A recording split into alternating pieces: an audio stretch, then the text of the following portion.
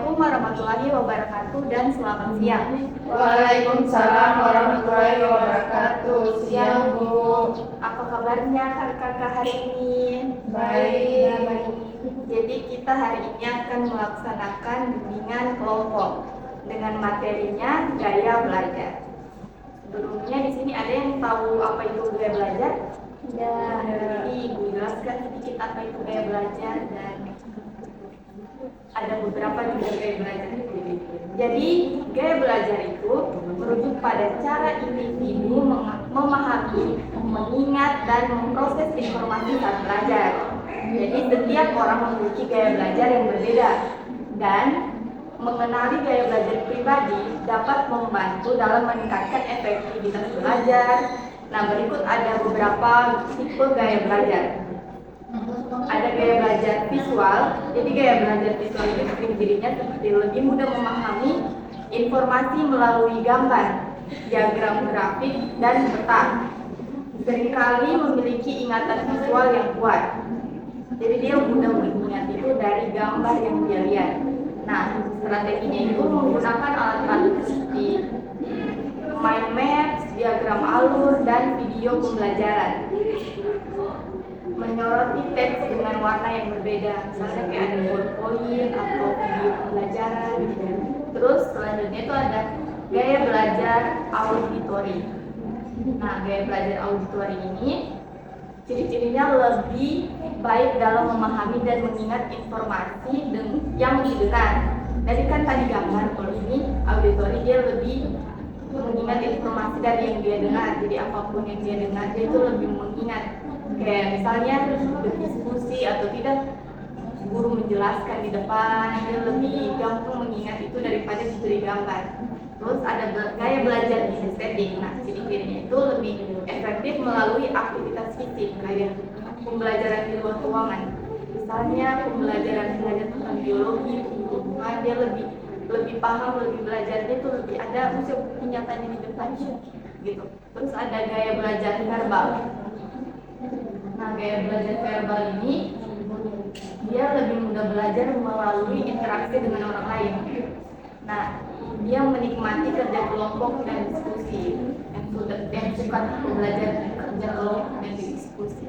Strategi belajar ini dalam kelompok belajar diskusi mengajar orang lain sebagai cara menguasai materi. Misalnya dia sudah paham materinya, terus dia caranya supaya dia bisa ingat terus materi itu dia menjelaskan dengan temannya.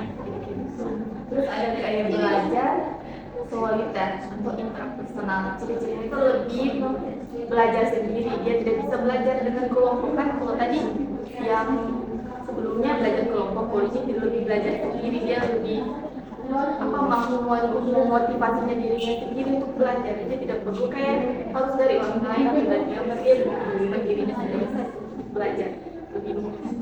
Nah itu beberapa gaya belajar yang utama. Nah, selanjutnya kita akan masuk ke aplikasi daring untuk proses pembelajaran selanjutnya. Jadi di sini aplikasinya itu boleh adik-adik download di Play Store-nya. Terlebih dahulu aplikasinya itu ada Microsoft Teams. Oke, sudah? Oke, masuk ke aplikasinya. Daftarkan email, masukkan email kalian. Oke, terus tekan berikutnya.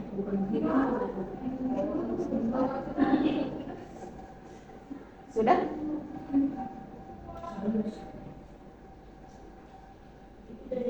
Oke, masukkan kirim kode.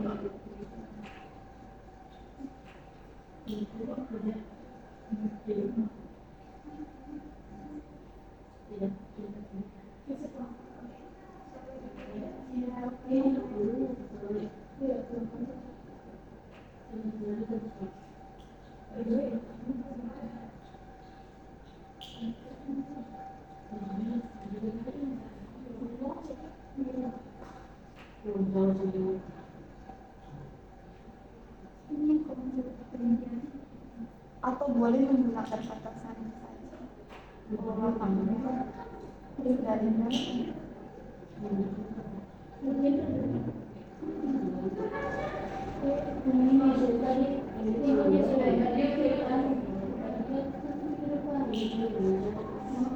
ada kodenya? Oke, kodenya salin. Terus masukkan ke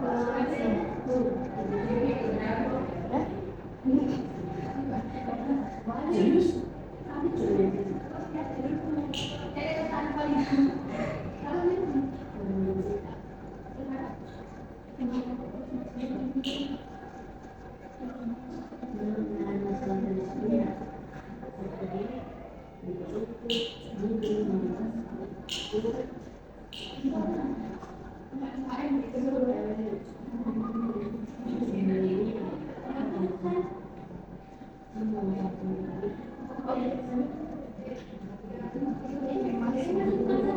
Kan mas.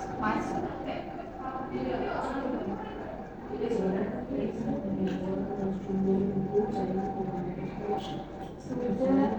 Ini tanggal lahir, masukkan tanggal lahir kalian. Tanggal lahir. Oh iya, nama depan dan nama belakang. Misalnya Sofia Safi. Oke, tanggalnya sudah bulan tahun.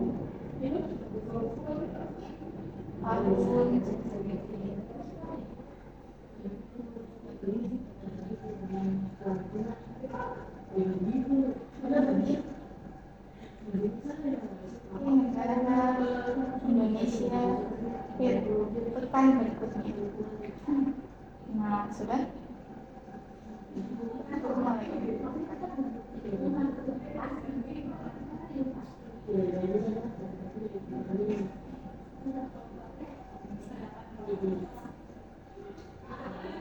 Oke, mulai kapan?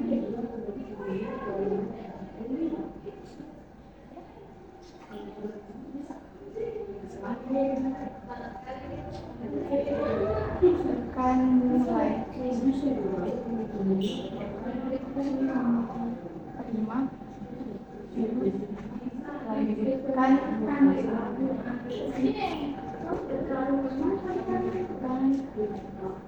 Izinkan.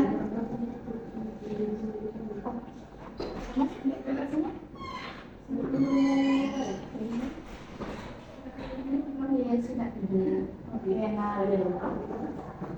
Terus di sini ada bisa mulai obrolan dengan teman, misalnya mau ke apa belajar kelompok, yang tadi ada yang suka belajar kelompok, toh boleh di sini diundang temannya untuk bergabung di sini, mulai pembelajaran diskusi di sini. Nah, terus juga di sini ada yang rapat, boleh yang Zoom atau apa, Zoom atau apapun boleh di sini, yang gaya tipe gaya belajarnya tadi visual boleh. Terus ini ada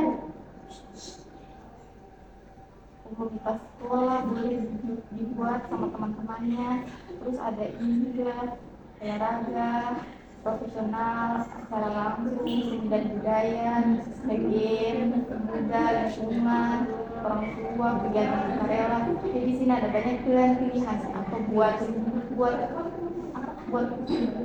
grupnya dari awal. Jadi bisa bikin apa nama grupnya, pelajaran apa, kayak biologi atau kimia, boleh di sini. Ini kalau terus mau sebar materi, ya kenapa? Kalau mau sebar, katanya kita buat grup kan, ya itu sebar di WhatsApp itu bagaimana? Nah, ini ada.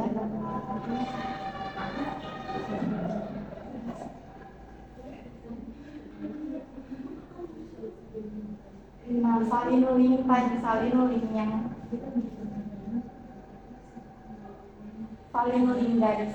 dari aplikasinya, kemudian itu dibagikan. Nah, ini ada di sini fiturnya undang ke tabs. Nah, ya terus undang teman yang dari WhatsApp atau dari Instagram masuk ke aplikasi ini. Kayak gitu, terus grup baru, misalnya mau belajar biologi, terus bikin isi biologi, terus namanya apa segala macam. Nah, setelah itu undang temannya. Nah, boleh di-share materinya ke dalam grup. Di sini mulai diskusi sama teman-temannya. Jadi begitu. Oke, ada yang bertanya lagi tentang aplikasinya? Atau bisa dimengerti? Bisa Ibu. Karena Aplikasi ini buat Zoom begini. boleh. Ini ada rapatnya. Mau ditambahkan teman. Masih mau bertanya lagi? Ada yang ingin bertanya lagi? Ibu, paham dulu. Oke, mungkin sampai di sini dulu pembelajaran bimbingan kelompok ini. Saya harap kakak-kakak di sini sudah paham dengan instruksi tadi ke aplikasi Microsoft Teams dan tentang gaya belajar juga. Saya harap sudah paham. Bila ada kelebihan dan kekurangan dari aplikasi ini, mungkin aplikasi ini tidak bisa dipakai secara offline, harus menggunakan data seluler atau wifi.